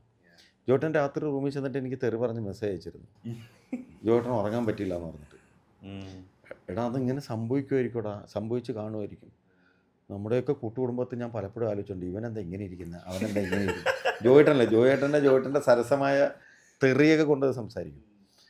അപ്പോൾ ജോയേട്ടൻ രാത്രി എന്നെ വിളിച്ചിരിക്കുന്നു, നീ എന്നാലും എന്ത് പണിയടാ പഹയാന്നൊക്കെ പറഞ്ഞാൽ കോഴിക്കോടൻ ഭാഷയിൽ, നീ എൻ്റെ ഉറക്കം കഴിഞ്ഞ് 2 അടിച്ചിട്ട് ഉറങ്ങാൻ വെക്കുന്നില്ല എന്നൊക്കെ പറഞ്ഞിട്ട് എന്നെ വിളിക്കുമായിരുന്നു. വീട്ടിൽ ചെന്നിട്ടും വിളിച്ചു പെൺപിള്ളേടുത്ത് വൈഫിനോട് ഇത് പറഞ്ഞെന്നും പറഞ്ഞു. അവളെ ഉറക്കം കളഞ്ഞല്ലോ, ഞാൻ മാത്രം അങ്ങനെ ഉറങ്ങാതിരിക്കണ്ട, ഞാൻ അവളെ ഉറക്കം കളഞ്ഞു എന്ന് പറഞ്ഞിട്ട് ജോയേട്ടൻ വിളിച്ചു. അപ്പോൾ ഇത് ഞാൻ ആ സമയത്താണ് പറഞ്ഞിരിക്കുന്നത്. റഹ്മാൻ സാറിന് അറിയാം, ജോയേട്ടനറിയാം, അന്വേഷണ ഉദ്യോഗസ്ഥർക്ക് മാത്രം അറിയാം, വേറെ ആർക്കും അറിയത്തില്ല. ഷാജു ശ്രീധരന് പോലും ഞാൻ ലാസ്റ്റാണ് ഷൂട്ട് തുടങ്ങി. കാരണം വെച്ചാൽ ഇവിടുത്തെ പ്രത്യേകത എന്ന് വെച്ച് കഴിഞ്ഞാൽ ഇതൊരിക്കലും സ്ക്രീൻ പ്ലേ കാണുന്ന പോലെ അല്ല ഷൂട്ട് ചെയ്തിരിക്കുന്നത്. ഈ റഹ്മാൻ സാർ ജോയിൻ ചെയ്യുന്നത് ക്ലൈമാക്സിലാണ്, ക്ലൈമാക്സിൻ്റെ യാത്രയിലാണ്. അതായത് അവർ നേരിമംഗലത്ത് ആ വീട്ടിൽ ഈ സഞ്ജു താമസ് എന്ന് പറയുന്നത്, ബിപിൻ താമസ് എന്ന് പറഞ്ഞ വീട്ടിൽ വരുന്നുണ്ട്. അപ്പോൾ അവരൊരു കയറ് കച്ചവടക്കാരനാണ്. അയാൾ പറഞ്ഞ് ഞാൻ താമസിക്കുന്നതിന് മുമ്പാണ് ഇവിടെ താമസിച്ചിരുന്നത്. പക്ഷേ സാറേ ആളെ തിരക്ക് ഒരാളിവിടെ വന്നിട്ടുണ്ടായിരുന്നു. അപ്പോൾ റഹ്മാൻ സാർ ഇതാരാന്ന്, ഇയാളാണോ? അല്ല. ഓക്കെ. തിരിച്ചു പോകുമ്പോൾ സാറേ എന്താണ് സാറേ അയാൾക്ക് ഇവിടെ ഒരു എന്തോ പണയം വെച്ചൊരു ചീട്ട് വന്നിട്ടുണ്ടെന്ന്. ഇതാണ് റഹ്മാൻ സാർ ജോയിൻ ചെയ്യുന്നത്. അത് 7ാമത്തെ എപ്പിസോഡിൻ്റെ തുടക്കമാണ്. അതുമായിട്ട് ബന്ധപ്പെട്ടാണ് റഹ്മാൻ സാർ ആദ്യമായിട്ട് അഭിനയിക്കുന്നത്. റഹ്മാൻ സാർ മാത്രമല്ല, റഹ്മാൻ സാറും ഷാജു ശ്രീധറും ആദിലും ഇവർ 3 പേരും അഭിനയിക്കുന്നത്. ഇവിടെ നിന്നാണ് പിന്നുള്ള യാത്രയൊക്കെ കഴിഞ്ഞ് ബാംഗ്ലൂരും എല്ലാം കഴിഞ്ഞു. ഈ പരിപാടി എല്ലാം കഴിഞ്ഞിട്ടാണ് ഈ റിവീൽ ചെയ്യുന്നത് ഷൂട്ട് ചെയ്യുന്നത്. ഈ 3ാമത്തെ എപ്പിസോഡെന്ന് പറയുന്ന സാധനം ഷൂട്ട് ചെയ്യുന്നത് ഒരു 3-4 മാസം കഴിഞ്ഞിട്ടാണ് ഇവർ വന്നതിന് ശേഷം. അതുപോലെ തന്നെ ഈ അജികുരിൻ്റെ ഓഫീസ് സെറ്റ് ഇട്ടിരിക്കുന്നത് അവിടെയാണ് ഈ ഡീറ്റെയിലിങ് പറയുന്നത്. ആ ഡീറ്റെയിൽ പിന്നെ സാജുവിനൊന്നും അറിയത്തില്ല. അതിന് മുമ്പ് വേറെയൊക്കെ അഭിനയിച്ചുകൊണ്ടിരിക്കുന്നത്. എടുത്തില്ലേ, ഈ ഓഫീസിൽ വന്നതിന് ശേഷമാണ് നമ്മൾ ഷാജുവിനോട് പറയുന്നത് ഇതാണ് പണിയെന്ന്. കാരണം ആ സ്ക്രീനിൽ അവർ വായിച്ചേ പറ്റൂ. നമ്മൾ ആക്ച്വലി ഈ ഒരു പാർട്ട് ഓഫ് ദ ഡിസ്കഷനിലോട്ട് വന്നത് we had started talking about the interrogation room and how you set it up. So ഈ ടോൺസ് ഉണ്ടല്ലോ, ഞാൻ പറഞ്ഞ നമ്മൾ ആദ്യം സാറാമച്ചിയുടെ വീടാണെങ്കിൽ ഒരു സർട്ടൻ ടോൺ ആണ്. പിന്നെ this is very location based. ഓരോ എപ്പിസോഡ് ഓരോ ലൊക്കേഷൻ. തെങ്കാശി ഉണ്ട്, ആലപ്പുഴ ഉണ്ട്, ബാംഗ്ലൂർ ഉണ്ട്, so many places are there. പക്ഷേ how did you play with the tones? അപ്പോൾ അതിനൊരു പ്ലാനിങ് എങ്ങനെയായിരുന്നു? ഭയങ്കര രസമായിട്ട് അത് കീപ്പ് ചെയ്യാൻ പറ്റും. കാരണം എന്താണെന്ന് വെച്ച് കഴിഞ്ഞാൽ ഈ പറഞ്ഞ ഇപ്പം റഹ്മാൻ സാർ ഓൾറെഡി നമ്മൾ ഫസ്റ്റ് ഷൂട്ട് ചെയ്യുന്ന പറഞ്ഞില്ല, അത് ആക്ച്വലി നമ്മൾ ഈ 7th എപ്പിസോഡാണ്. അത് നമ്മൾ സ്ഥലത്തായിരുന്നു നേര്യമംഗലത്ത് ഷൂട്ട് ചെയ്തിട്ട് അത് എത്തുന്നത് തെങ്കാശിയാണ്. സോ നേര്യമംഗലം ഫുൾ ഗ്രീനറിയും തെങ്കാശി മൊത്തം ഗ്രീനറി ഫുൾ പോയിട്ട് തരിശു ഭൂമിയാണ്. അപ്പൊ ആ ലൊക്കേഷനിൽ എത്തുമ്പോഴത്തേക്ക് ആ സെയിം കോസ്റ്റ്യൂമാണ് അവിടെ വരുന്നത്. സോ അതവിടെ ബ്ലെൻഡ് ആയിരിക്കണം. സോ ഏതായിരിക്കും ഏറ്റവും ബെറ്റർ? സോ ഡിസ്കഷനിൽ ഓക്കെ ഗ്രീൻ, ലൈറ്റ് ഗ്രീന് ഭയങ്കര ഈ പറയുന്ന പോലെ പേസ്റ്റൽ ഷെയ്ഡ്സ് പിടിക്കാം. അവിടെ നേരെ സഞ്ജു എടുത്തുമ്പോഴേക്കും അവിടെ ഓൾറെഡി സഞ്ജുവിന് ഒരു ലൈറ്റ് ഷെയ്ഡ് കൊടുത്തത്, ഈ പറഞ്ഞ ക്രീം ഷെയ്ഡ് കൊടുത്തത്, അതവിടെ ബ്ലെൻഡ് ആവണം. അതുപോലെ നമ്മൾ നേരെ ഈ പറയുന്ന ഷാജു ചേട്ടനും ഉണ്ട്, അതിലും ഉണ്ട്, ഇവരുടെ കോസ്റ്റ്യൂം അവിടെ ബ്ലെൻഡ് ആവണം. സോ എല്ലായിടത്തും അപ്പോൾ ഈ പറയുന്ന പോലെ ഗ്രേഡ് ആണെങ്കിൽ നേര്യമംഗലത്ത് വേറെ ഗ്രേഡും തെങ്കാശി വേറെ ഗ്രേഡുമാണ്. സോ അതും മാച്ച് ആവണം. സോ എല്ലാം ഇൻ ഡീറ്റെയിൽ ആയിട്ട് ഫുൾ പ്ലാൻ ചെയ്തിട്ടാണ് നെക്സ്റ്റിലേക്ക് പോയത്. അല്ലാതെ ഈ പറഞ്ഞ പോലെ ആ ലൊക്കേഷനിൽ എത്തിയപ്പോൾ പെട്ടെന്ന് കോസ്റ്റ്യൂമിനെടുത്ത് ഏതാ കളർ ഗ്രീൻ ആണോ എടുത്തു പോവാ അങ്ങനെ പറഞ്ഞിട്ടേ ഇല്ല. എല്ലാം പ്രീ പ്ലാൻഡ് ആണ്. അതുകൊണ്ടാണ് എനിക്ക് തോന്നുന്നത് ഈ പറഞ്ഞ സീരീസും കൂടി ആയതുകൊണ്ടാണ് കുറച്ചും കൂടി നമുക്ക് നന്നായി ചെയ്യാൻ പറ്റിയത്. കാരണം എന്ന് വെച്ച് കഴിഞ്ഞാൽ നമ്മളെല്ലാം പ്ലാൻഡ് ആണ്. ഒന്നും നമ്മൾ ഈ പറഞ്ഞ പോലെ എനിക്ക് തോന്നുന്നു സ്ക്രിപ്റ്റൊക്കെ ലോക്ക് ചെയ്ത് കഴിഞ്ഞാൽ പിന്നെ ഒന്നും മാറ്റാൻ പറ്റില്ല. അവിടെ നമുക്കൊരു ഇംപ്രവൈസ് ചെയ്തിട്ട് വേറെ രീതിയിൽ അല്ലേ, നമുക്കൊരു പെർമിഷൻ ഇല്ല ആക്ച്വലി.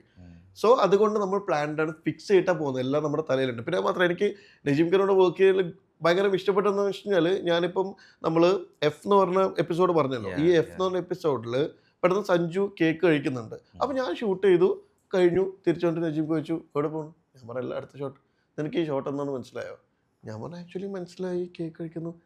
എടാ എന്തിനാണ് കേക്ക് കഴിച്ചത്? അപ്പം ഞാൻ അപ്പോൾ മനസ്സിലായി. അപ്പം ഞാൻ എപ്പോഴും സ്ക്രിപ്റ്റ് വായിച്ചുകൊണ്ടേ ഇരിക്കണം എന്നുള്ള തെളിവാണത്. അപ്പം ഞാൻ പറഞ്ഞു ചേട്ടാ അത് ഞാൻ സത്യം പറഞ്ഞാൽ മറന്നുപോയി, അത് നമ്മൾ കേക്ക് കഴിക്കുന്നത് എടാ ഇന്ന് അവൻ്റെയും കൂടി ബർത്ത്ഡേ അല്ലേ. അയ്യോ അതുകൊണ്ടാണ് അവൻ തന്നെ കേക്ക് കഴിച്ചത്. അപ്പം എന്താണെന്ന് വെച്ച് കഴിഞ്ഞാൽ അത്രയും ഡീറ്റെയിൽ ആയിരിക്കണം നീ സ്ക്രിപ്റ്റിൽ നിന്നാണ് എന്നെ മനസ്സിലാക്കിക്കുന്നത്. അപ്പം ഞാൻ എല്ലാ ദിവസവും വായിച്ചിട്ടേ വരും, പഠിച്ചിട്ടേ വരും. സ്ക്രിപ്റ്റ് തറവായിരിക്കണം എന്നുള്ളതാണ് അവിടെ.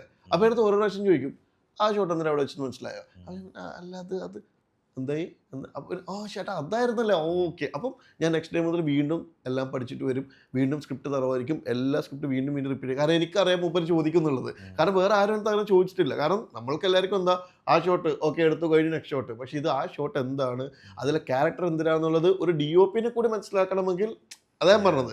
അപ്പം അത്രയും ഡീറ്റെയിൽ ആയിട്ടാണ് ഇത്, അതിൻ്റെ ക്വാളിറ്റിയാണ് ആ പടത്തിന് കാണാനുള്ളത്. അതിൽ ആ ബാംഗ്ലൂർ പോർഷനിൽ ആ കേക്ക് കഴിക്കുന്ന സമയത്തൊക്കെ ഇപ്പം അതെനിക്ക് ഭയങ്കര ഇഷ്ടപ്പെട്ട ഒരു എപ്പിസോഡാണ്. എന്തുകൊണ്ടെന്ന് വെച്ച് കഴിഞ്ഞാൽ ഞാൻ എൻ്റെ പേരൻസിൻ്റെ അടുത്തേക്കാണ് പോകുന്നത്. ഈ ബർത്ത്ഡേ, അവളുടെ ബർത്ത്ഡേ പാർട്ടി നമ്മൾ എല്ലാം ഓർഗനൈസ് ബാംഗ്ലൂർ. അപ്പം അവൾക്ക് കേക്ക് കൊടുത്തു, ഇതെല്ലാം കഴിഞ്ഞിട്ട് ഒരു ഷോട്ട് ഞാൻ തിരിഞ്ഞു നിന്ന് കേക്ക് എടുത്തിട്ട് ഞാൻ ഹാപ്പി ബർത്ത്ഡേ എന്ന് പറഞ്ഞിട്ട് ഞാൻ തന്നെ കഴിക്കുന്നുണ്ട്. സോ അത് ഭയങ്കര ഹർഷൻ എന്ന് പറഞ്ഞ ക്യാരക്ടറിന് ഭയങ്കര വേറൊരു ഫീൽ ഉണ്ടാക്കും. അതേപോലെ ലൈഫിൽ ഇന്ന് വരാം സാറാമ്മച്ചിയുടെ കൂടെ ജീവിച്ചിട്ട് സാറാമ്മച്ചി ഒരു ബർത്ത്ഡേ കേക്ക് അവന് മേടിച്ച് കൊടുക്കുകയോ അവരത് കട്ട് ചെയ്യുകയോ അവർ ആഘോഷിക്കുകയോ ചെയ്തിട്ടില്ല. അവൻ്റെ ലൈഫിൽ അങ്ങനെ ഒരു സാധനമില്ല, അല്ലെങ്കിൽ ഇത്ര ആൾക്കാരുമായിട്ട് വരുന്നിട്ടില്ല. അവൻ്റെ ലൈഫിൽ അവൻ്റെ തിരിച്ചറിവ് എന്ന് പറയുന്നത് ഇന്ന് അവൻ്റെ കൂടെ ബർത്ത്ഡേ ആണ്. അവന് ആഘോഷിക്കാൻ ആരുമില്ല. അതുകൊണ്ടാണ് അവൻ എല്ലാവരും ആഘോഷിക്കുമ്പോൾ തിരിഞ്ഞ് നിന്നിട്ട് അവൻ കേക്ക് മുറിച്ച് ഒരു കഷ്ണം എടുത്തിട്ട് ഹാപ്പി ബർത്ത്ഡേ എന്ന് പറഞ്ഞിട്ട് അവൻ തന്നെ കഴിക്കുന്നത്. ഇത് അവിടെ ആർക്കും അറിയത്തൊന്നുമില്ല. അവിടെ ഷൂട്ട് ചെയ്ത് ഒരു മനുഷ്യനും അറിയത്തില്ല. എൻ്റെ ADsന് പോലും അറിയത്തില്ല ഞാൻ ആ ഷോട്ട് അങ്ങനെ വെക്കുമ്പോൾ. ഞാൻ എന്തിനാ ആ ഷോട്ട് വെച്ചതെന്ന് പോലും അറിയത്തില്ല. അതുപോലെ തന്നെ അതേ സീക്വൻസിൽ ഒരു ഷോട്ടുണ്ട് ഈ Fൽ പോലും. അത് നിങ്ങൾ അജീസ് പെർസ്പെക്റ്റീവ് അല്ലേ അജിയുടെ പോയിന്റ് ഓഫ് വ്യൂല് ഇവൻ ആ ബഹളം നടക്കുന്ന സമയത്ത് ഈ രേണുവെ കെട്ടിപ്പിടിച്ചിട്ട് നിനക്കുള്ളതെല്ലാം ഞാൻ അവിടെ വെച്ചിട്ടുണ്ട്, നീ ഇനി പൊയ്ക്കോ എന്ന് പറഞ്ഞിട്ട് ഇവളിങ്ങനെ പോകുന്നതിന് അവളെ കെട്ടിപ്പിടിച്ചിട്ട് ഞാൻ സഞ്ജുവിനോട് പറഞ്ഞു നേരെ ലെൻസിൽ നോക്കാൻ പറഞ്ഞു. ലെൻസിൽ നോക്കിയിട്ട് ചിരിക്കാൻ പറഞ്ഞു. നിങ്ങളത് വീണ്ടും റിപ്പീറ്റ് ചെയ്ത് കണ്ടാൽ അറിയാൻ പറ്റും. അവൻ ലെൻസിൽ നോക്കി ചിരിക്കുന്നു. അവനറിയാം നാളെ ഒരാൾ ഇത് കുത്തിപ്പൊക്കി വരും, നീ ചെയ്യാമെങ്കിൽ ചെയ്തോടാ, ഞാൻ ഇങ്ങനെയൊക്കെ ചെയ്തിട്ടുണ്ട്. Bibin is steering at Aji there probably. കാരണം എൻ്റെ വാല് പിടിച്ച ഒരാൾ എന്നെ തപ്പി വരും എന്ന് ബിബിൻ അന്നേ അറിയാം. അതുകൊണ്ടാണ് അവൻ ആ കേക്ക് മുറിച്ചിട്ട് അവളെ കൊല്ലുന്ന മൂമെൻറ്റ്സിൻ്റെ തൊട്ട് മുമ്പ്, അവളെ മരണത്തിലേക്ക് വിടുന്നതിന് തൊട്ട് മുമ്പ് അവന് ലെൻസിൽ നോക്കിയിട്ട് അജിക്കുരൻ നോക്കി ചിരിക്കുന്നത്. അത് അന്ന് ഷോട്ട് വെച്ചപ്പോൾ സഞ്ജു എന്നോട് ചോദിച്ചു എന്തിനാന്ന്. ഞാൻ പറഞ്ഞു സഞ്ജു നീ നോക്കണ്ട, ലെൻസിൽ നോക്കി നീ ചിരിച്ചോ, അത് വേറെ പണിയാന്ന് പറഞ്ഞു. അത് പോയി ഞാൻ ഫൈ എടുത്ത് പറഞ്ഞു അവനെ ഷാർപ്പ് ചെയ്തോളാൻ പറഞ്ഞു. നോക്കിയിട്ട് ചിരിച്ചു പോയി. ഇന്നത് F കാണുമ്പോൾ നിങ്ങൾ നോക്കിക്കോ, Fൽ അജിക്കുര്യനെ നോക്കി അവൻ ചിരിക്കുന്നുണ്ട്. എന്നിട്ട് അവൾ പോയി കഴിയുമ്പോൾ അവൻ്റെ ഒരു ആഘോഷമുണ്ട്, അലറിക്കുണ്ട്. അവൻ്റെ മുഖത്ത് കളറൊക്കെ തേച്ചിട്ട് എന്നിട്ട് ആ ഗ്രൂപ്പിലോട്ട് അവൻ ജോയിൻ ചെയ്യുന്നത്. എന്ന് പണി നടന്നടാ എന്ന് പറയുന്നത് അവൻ്റെ പ്ലാൻ. കാരണം അവന് വേണ്ടി ചെയ്യുന്ന ആദ്യത്തെ ക്രൈമാണത്. അത് കഴിഞ്ഞിട്ടേ അവൻ പോയിട്ടുള്ളൂ. ഇപ്പോൾ സെക്കൻഡ് സീസൺ വരുമ്പോൾ ഇതിൻ്റെ ഇൻബിറ്റ്വീനിൽ എന്താണ് നടന്നതെന്ന് ഞങ്ങൾ ഇതുവരെ പറഞ്ഞിട്ടില്ല. ഇവൻ എപ്പോഴാണ് ബാംഗ്ലൂർ പോകുന്നു, എങ്ങനെയാണ് ബാംഗ്ലൂർ പോകാൻ വേണ്ടി ഇവൻ പ്രിപ്ലാൻഡ് ചെയ്തെന്നു, എങ്ങനെയാണ് ഞാൻ ബാംഗ്ലൂർ എത്തപ്പെടേണ്ടത് എന്നൊക്കെ പറഞ്ഞ പ്ലാനിങ് ഉണ്ട്. അവസാനം ഒരു ഡയലോഗ് മാത്രമേ, അതായത് ഞാനിപ്പോൾ ചത്താലും ഇത് കണ്ടിന്യൂ ചെയ്യാൻ ഈ കളി തുടരാനുള്ള പണികളൊക്കെ ഞാൻ ചെയ്ത് വെച്ചിട്ടുണ്ടെന്നുള്ളൂ. ഞാനത് ആക്ച്വലി നിങ്ങളോട് ചോദിക്കരുത് എന്തൊക്കെയായിരിക്കാം. സത്യം പറഞ്ഞാൽ എനിക്ക് തോന്നുന്നു ക്ലൈമാക്സിൽ എത്തിയപ്പോൾ everybody got a little disturb feeling. So what is up with Bibin എന്ന് പറയുന്നൊരു സാധനം ഉണ്ടല്ലോ. Like where has he been? പുള്ളി എവിടെയായിരുന്നു ഇത്രയും നാളും? 12 വർഷം. 12 വർഷം എവിടെയായിരുന്നു ഇയാൾ? എങ്ങനെയാണ്? അതിൽ പോലീസ് ഓഫീസർ പറഞ്ഞൊരു ഡയലോഗ് ഉണ്ട്. അത് ആ സമയത്ത് അതുകൊണ്ട് ആൾക്കാർ പെട്ടെന്ന് ശ്രദ്ധിച്ചാണതില്ല, റിപ്പീറ്റഡ്. ഈ കാരണം വെച്ചാൽ ആ 3ാമത്തെ എപ്പിസോഡിലാണ് ഞാനത് റിവീൽ ചെയ്യുന്നത്. അപ്പോൾ ആൾക്കാർ ഞെട്ടിയിരിക്കുന്നത് അവിടെ നിന്നാണ്. ഒരു ബാക്ക് ഷോട്ടാണ്. ആ ബാക്ക് ഷോട്ട് മൂവിങ് ഷോട്ടാണ്. മറ്റേ പോലീസ് ഓഫീസറിൻ്റെ കൂടെ ഞാനിങ്ങനെ ട്രോൾ ചെയ്തിട്ട് ഷോട്ടാണത്. അജിക്കുര്യൻ്റെ അടുത്ത് പറഞ്ഞത് ഒരു വോയിസ് ഓവറാണ് അജിക്കുര്യന്. ആ വോയിസ് ഓവർ ആൾക്കാർക്ക് കിട്ടിയിട്ടില്ല എന്ന് എനിക്കറിയാം. എന്താ വെച്ചാൽ ആ വോയിസ് ഓവറിൽ ഇയാൾ പറഞ്ഞിങ്ങനെയാണ്, ഈ കത്ത് കിട്ടിയപ്പോഴാണ് ബിബിൻ ഈ കാര്യം അറിയാതെ ഞങ്ങൾ തിരിച്ചറിയുന്നത് എന്ന് പറഞ്ഞിട്ട്. അപ്പം റഹ്മാൻ സാർ തിരിയുമ്പം ഇദ്ദേഹത്തിൻ്റെ ഒരു ഡയലോഗുണ്ട്. ഈ ആദ്യത്തെ 1 വർഷം ഞങ്ങൾ ബിബിനെ ഷാഡോ ചെയ്തിരുന്നു. ഞങ്ങൾക്ക് മനസ്സിലാക്കാൻ കഴിഞ്ഞത് അമ്മയും കൂടെ മരിച്ചു ഇൻട്രോവേർട്ടായ ബിബിൻ ഒന്നും കൂടി ഇൻട്രോവേർട്ടായി തന്നിലേക്ക് ഒതുങ്ങുന്ന പോലെ തോന്നി. അതുകൊണ്ടാണ് ഞങ്ങൾ ഷാഡോ പിൻവലിച്ചത്. അപ്പോൾ ഈ ഷാഡോ കഴിഞ്ഞിട്ടുള്ള സമയമുണ്ടല്ലോ, അതെന്തായിരുന്നു? ഇവനത് തിരിച്ചറിഞ്ഞല്ലോ, ഇവനെ ഷാഡോ ചെയ്യുന്നുണ്ട്. അതുകൊണ്ടാണല്ലോ അവൻ ഒറ്റയ്ക്ക് വീട്ടിലിരിക്കേണ്ടി വന്നത്. മനസ്സിലായില്ലേ? പക്ഷേ അവിടെ ലൂപ്പോളിൽ കിടക്കുന്ന ഈ പെങ്കൊച്ച്, ഇവളെ ഇഷ്ടമായ അവൾ പറയുന്നൊരു ഡയലോഗുണ്ട്, കഴിഞ്ഞ 12 കൊല്ലമായിട്ട് ഇവനെ പറ്റി എനിക്കൊരു അറിവില്ലെന്ന്. മനസ്സിലായില്ലേ? That was confusing because towards the end ഇപ്പോൾ ഈ ബിബിൻ 2 ഉണ്ടല്ലോ ഇതിൽ. അതെ, മറ്റൊരു ബിബിനും ഉണ്ടല്ലോ. ബിബിൻ അവിടെ മറ്റേ മൊട്ടൈമാടിയിലിരുന്ന് ഡയറി ഫ്ലിപ്പ് ചെയ്തിരിക്കുന്നു. അവിടെ ഒരു വിളി വരുന്നുണ്ട്. അത് മെർലിൻ്റെ വിളിയാണ്. അത് മെർലിൻ്റെ വിളിയാണ്. ആ വീട് മെർലിനാണ്. ഞാൻ ആ ഷോട്ട് നിങ്ങൾ റിപ്പീറ്റ് ചെയ്തതിൽ ഇപ്പോഴും ഞാൻ ആ ഷോട്ട് അതിന് മുമ്പ് വെച്ചിട്ടുണ്ട്. റഹ്മാൻ സാറ് CCTV അന്വേഷിച്ച് വരുമ്പോൾ ഞാൻ ആ ടോപ്പിൽ നിന്നൊരു ഷോട്ട് വെച്ചിട്ടുണ്ട്. ആ ഷോട്ട് ഒരു പോയിന്റ് ഓഫ് വ്യൂ ഷോട്ട് വെച്ചിരിക്കുകയാണ്. അതിന് ഒരു പാതി ഭിത്തിയിലും കൂടെ വെച്ചിട്ടാണ് ആ ഷോട്ട് വെച്ചിരിക്കുന്നത്. ആ ഷോട്ടിൽ ആ ഗ്യാരേജൊക്കെ വെച്ചിട്ട് ആ ബോൺവില്ല പൂത്ത് കിടക്കുന്ന സ്ഥലത്ത് ആ ഷോട്ട് വെച്ചിരിക്കുന്നത്. ഒരിക്കലും റഹ്മാൻ സാറിനെ കൊണ്ട് മേപ്പോട്ട് നോക്കിച്ചിട്ടില്ല. ഇതേ ആംഗിളിലാണ് ഏറ്റവും ലാസ്റ്റ് ബിബിനെ ഇരുത്തിയിരിക്കുന്നത്. ബിബിനെ അവിടെ കൊണ്ട് ഇരുത്തിയിരുത്തിട്ട് അതേ ആംഗിളിൽ അത് ഷൂട്ട് ചെയ്തിരിക്കുന്നത്. അത് ആ വീടൊന്ന് കാണിക്കാൻ വേണ്ടി തന്നെയാണ്. My final question to all 3 of you is, what is exciting you about season 2? Because ഇതിപ്പോൾ നിൽക്കുന്ന ഒരു ക്ലിഫ് ഹാങ്ങർ ആണ്, ബട്ട് ദെൻ അവിടെ ആ ലാസ്റ്റ് എപ്പിസോഡിലെ ലാസ്റ്റ് 10 മിനിറ്റിൽ ഒരുപാട് കാര്യങ്ങൾ ഈ പറയുന്ന ഇതിനകത്ത് നടക്കുന്നുണ്ട്. We are seeing Bibin 2 sitting with the diaries. So could that mean that there are more Bibins to come എന്നുള്ളൊരു സാധനമുണ്ട്. റഹ്മാൻ സാറിൻ്റെ അജീം പറയുന്നുണ്ട് ദാറ്റ് ഇത്രയും പേരും മരിക്കാൻ ചാൻസ് ഉള്ള ഇത്രയും പേരും അത്രയും തന്നെ പേര് കൊലയാളികളാവാൻ ചാൻസ് ഉണ്ടെന്ന് പറയുന്നൊരു സാധനമുണ്ട്. അറിവിനെയും കൊണ്ടുപോയിട്ട് അൻസാരി കൊണ്ടുപോയ ഒരു സ്ഥലത്ത് കൊണ്ടുപോയിട്ട് he's loading a gun. So സാക്ഷി ഇല്ലാതെയാക്കാനുള്ള ഒരു ഇതാണോ അത് നമ്മൾ അപ്പുറത്താണോ കാണാൻ പോകുന്നത്? That is there. And of course Bibin, because I feel Bibin needs to be seen more, because ബിബിൻ്റെ മെത്ത് കുക്കിംഗ് കാലവും അതിൻ്റെ കാലങ്ങളൊക്കെ ഇനിയും കൂടുതൽ അറിഞ്ഞാൽ കൊള്ളാമെന്ന് തോന്നുന്നുണ്ട്. Because the characters played out really well. So individually എന്താണ് നിങ്ങളെ സീസൺ 2 എക്സൈറ്റ് ചെയ്യുന്നത്? ഞാൻ പറയണ്ടല്ലോ, ഇവരെ എന്താ പറയേണ്ടത്? ഇവർക്ക് ഞാൻ പൈപ്പ് ലൈനിലല്ലേ. അല്ല, എന്നെ സംബന്ധിച്ചിടത്തോളം എന്ന് വെച്ചാൽ ഈ നജീംഖാനോട് നേരത്തെ പറഞ്ഞ സീസൺ 2 ബിബിൻ്റെ ഫ്ലാഷ് ബാക്ക്, ബിബിൻ എന്ത് ചെയ്തു, ബിബിൻ എങ്ങനെ അതൊക്കെ ചെയ്തു, ഇതൊക്കെയാണ് വരാൻ പോകുന്നത് സീസൺ 2. ആൻഡ് ഞാനപ്പോൾ ആലോചിച്ചെന്ന് വെച്ചാൽ ഈശ്വര, ഈ പറയുന്ന ഓരോ സ്ഥലത്തപ്പം ഈ പറയുന്ന ലുക്കെല്ലാം പിന്നെ പിടിക്കണ്ടേ, അപ്പോൾ കാലം കുറേ പോവും. അതാണ് എൻ്റെ ഫസ്റ്റ് ഇത് വന്നത്. പിന്നെ ഞാൻ ആലോചിച്ചൊരു കാര്യം വെച്ചാൽ പിന്നെ അടുത്ത് പറഞ്ഞു, അപ്പോൾ ഞാൻ ചോദിച്ചു ബിപിൻ എങ്ങനെ മരിക്കും, എന്താണ് ശരിക്കും നജീംക്ക് അത് ആവശ്യമുണ്ടോ? അതാണ് അവന് ഫയർ ചെയ്യല്ലേ. ഞാൻ പറഞ്ഞു തീരുമാനിക്കാൻ വരട്ടെ, ബെഞ്ചിൽ നിന്ന് ഒരു പൊടിക്ക് മേലെ മെഡിക്കൽ മിറാക്കിൾ അപ്പോൾ ഒരു പൊടിക്ക് മേലെ വെക്കൂ. അപ്പോൾ അങ്ങനെ പറഞ്ഞ് ഞാൻ നെഞ്ചിൽ നിന്ന് 1 ഇഞ്ച് മേലെ കയറ്റിട്ടാണ് ഫയർ ചെയ്യിപ്പിച്ചത്. കാരണം എനിക്ക് I don't want to miss this boat. അപ്പോൾ എനിക്ക് ഇത് മിസ് ചെയ്യാൻ വയ്യ. കാരണം അത് ഞാൻ അത്രയും എൻജോയ് ചെയ്തൊരു പ്രോസസ്സാണ് ഞാൻ.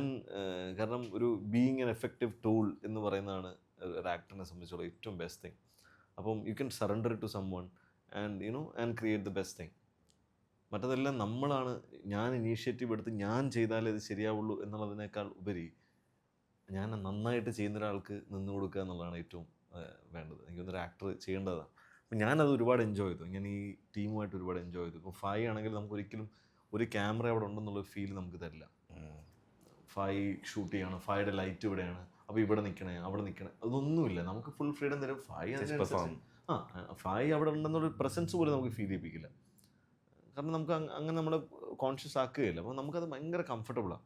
പിന്നെ നമ്മൾ ചോദിക്കുന്ന ഓരോ കാര്യത്തിനും ദർ ഇസ് ആൻ എക്സ്പ്ലനേഷൻ. അപ്പോൾ ഇതിനകത്ത് ഇപ്പോൾ ഡയലോഗ് പല സ്ഥലത്തും ഡയലോഗ് പറയുന്നതിനകത്താണെങ്കിലും നമ്മൾ ചിലപ്പോൾ ഭയങ്കര ഡ്രാമാറ്റിക് ആയിട്ടുള്ള ഡയലോഗ്സ് ഉണ്ട്. അപ്പോൾ നമ്മൾ ആദ്യകാലമൊക്കെ വന്ന സമയത്ത് സിനിമയിൽ വന്ന സമയത്ത് എല്ലാം ഭയങ്കര നാച്ചുറൽ ആയിരിക്കണം. അപ്പോൾ ഈ ഡ്രാമാറ്റിക് ഡയലോഗ്സ് വരുമ്പോൾ ഇത് നമുക്കിതൊന്ന് മാറ്റി ഇത് ഇങ്ങനെ പറയാൻ പറ്റുമോ എന്നൊക്കെ നമ്മൾ ചിന്തിക്കും, നമ്മൾ ചോദിക്കുകയും ചെയ്യും. പക്ഷെ പിന്നീട് മനസ്സിലാക്കിയെന്ന് വെച്ചാൽ പണ്ട് ആക്ടേഴ്സിന് ഇപ്പം ആലോചിക്കണം, പഴയ ലാലേട്ടൻ സിനിമയുടെ അല്ലെങ്കിൽ പഴയ മമ്മൂക്ക സിനിമയുടെയൊക്കെ ഭയങ്കര ഡ്രാമ ഡയലോഗ്സാണ്. അത് അവർ ഭയങ്കര നാച്ചുറലി ഡെലിവറി ചെയ്യുക ചെയ്തിട്ടുള്ളത്. അപ്പം പ്രോസസ്സ് എന്താണെന്ന് വെച്ച് കഴിഞ്ഞാൽ എത്ര ഡ്രാമയുണ്ട് അത് എത്രത്തോളം നാച്ചുറൽ ആക്കാൻ പറ്റും എന്നുള്ളതിലാണ് കാര്യം. അപ്പം നമ്മൾ ഡയലോഗ്സ് പറയുമ്പോഴും നമ്മളത് എത്ര സ്വാഭാവികമാക്കി നമുക്കിപ്പോൾ ചെയ്യാൻ പറ്റുമോ, അപ്പോൾ അതിനൊക്കെ എനിക്കൊരു അവസരം കൃത്യമായിട്ട് എനിക്ക് ഉണ്ടാക്കി തന്ന ഒരു ഫ്രാഞ്ചൈസാണ് പറയുന്നത് 1000 Babies എന്നുള്ളത്. അപ്പം I want to be a part of it. കാരണം എനിക്കത് അതിൽ വർക്ക് ചെയ്യണം. അതിൽ ഒരുപാട് എക്സൈറ്റിംഗ് ആയിട്ടുള്ള കാര്യങ്ങൾ നജീംക്ക ഇപ്പം ആലോചിക്കുന്ന കാര്യങ്ങൾ ഇതിനേക്കാളും എക്സൈറ്റിംഗ് ആയിട്ടുള്ള കാര്യങ്ങൾ അതിലുണ്ടായിരിക്കും എന്നുള്ള വിശ്വാസം എനിക്കുണ്ട്, അതിലുള്ള ഉറപ്പ് എനിക്കുണ്ട്. അത് അറോസ് ആണെങ്കിലും എഴുതുന്ന സമയത്ത് അറോസ് പറയുന്നത് കുറച്ച് ഐഡിയ പരിപാടികൾ ഇങ്ങനെ തലയിൽ ഇങ്ങനെ കിടക്കുന്നുണ്ട് ഇങ്ങനെ. സോ ഇതിങ്ങനെ പ്ലാൻ ചെയ്ത് ഇങ്ങനെ പോകുന്നുണ്ട്. സോ അത് this has to happen and അത് ഭയങ്കര രസകരമായിരിക്കും. വലിയൊരു ഗംഭീര റൈഡായിരിക്കും എനിക്ക് ഉറപ്പാണ്. What about you? എൻ്റെ ഓടെ എക്സൈറ്റ്മെൻറ്റ് മൂപ്പർ പറഞ്ഞു കഴിഞ്ഞു. പക്ഷേ എക്സ്ട്രാ പറയാൻ പോകുന്നതാ, ഇതിനൊന്ന് അടുത്ത 1000 Babies എന്തായാലും വരുന്ന ഉറപ്പാണ്. കാരണം അത് മാത്രമല്ല, അതിൽ ഇപ്പം ഓരോ ആൾക്കാർ സൈൻ ചെയ്ത് പോയിട്ടുണ്ട്. അത് നമ്മൾ തന്നെ സൈൻ ചെയ്യും 1000 Babies. അതെ. അപ്പം അതിൽ കാരണം ഇപ്പം ഏറ്റവും നല്ല മലയാളം പടങ്ങളായാലും ഫോറിൻ പടങ്ങളായാലും ഹോൾ വേൾഡിലെ ഏറ്റവും നല്ല പടങ്ങളാണ് ഇവിടെ കിടക്കുന്നത്.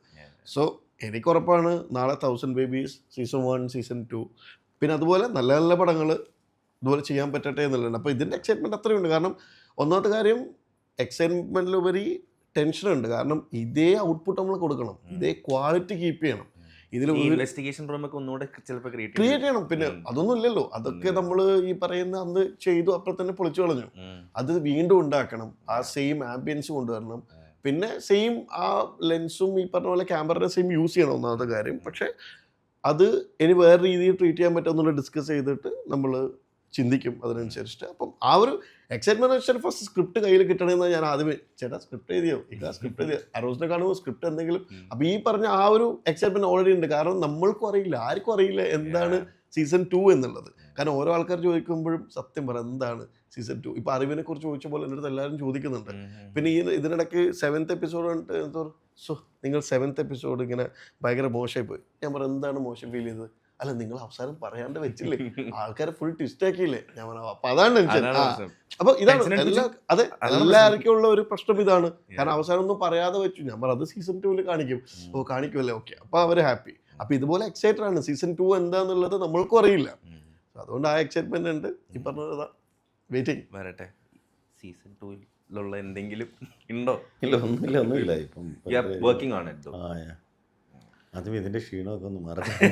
സീസൺ 2 ഞാൻ അഭിനയിക്കുന്നുണ്ട് എന്നുള്ളതാണ് ഏറ്റവും വലിയ. അങ്ങനെയുണ്ടോ നജീബക്ക? അങ്ങനെ കേൾക്കുന്നു. അല്ലെ പൊതുവെ മൂപ്പർക്ക് എന്നെ ഭയങ്കര അഭിനയിപ്പിക്കാൻ ആഗ്രഹമുണ്ട്. ഞാൻ അതിനുവേണ്ടി 15 കിലോ കുറച്ചു. സഞ്ജു മാത്രമല്ല സിനിമാറ്റോഗ്രാഫർ സ്വന്തമായിട്ട് ഡച്ച് ആംഗിളും വെച്ച് രക്ഷപ്പെടാന്നുള്ളത്. Anyways thank you so much guys. 1000 Babies ഈ പറഞ്ഞ പോലെ മലയാളത്തിലെ if you look at the reviews, if you look at Reddit, there are discussions happening, there are great reviews happening. So ഉടനെ ഒരു സീസൺ 2 ഉണ്ടാവട്ടെ. We hope we get to see all of your work again for 1000 Babies and for all other projects. അപ്പോൾ post ക്രെഡിറ്റ്സിൽ വന്നതിനും reel ട്രൈബിനോട് സമയം spend ചെയ്തതിനും എൻ്റെ കൂടെ ഇരുന്നതിനും ഒരുപാട് നന്ദി. Thank you.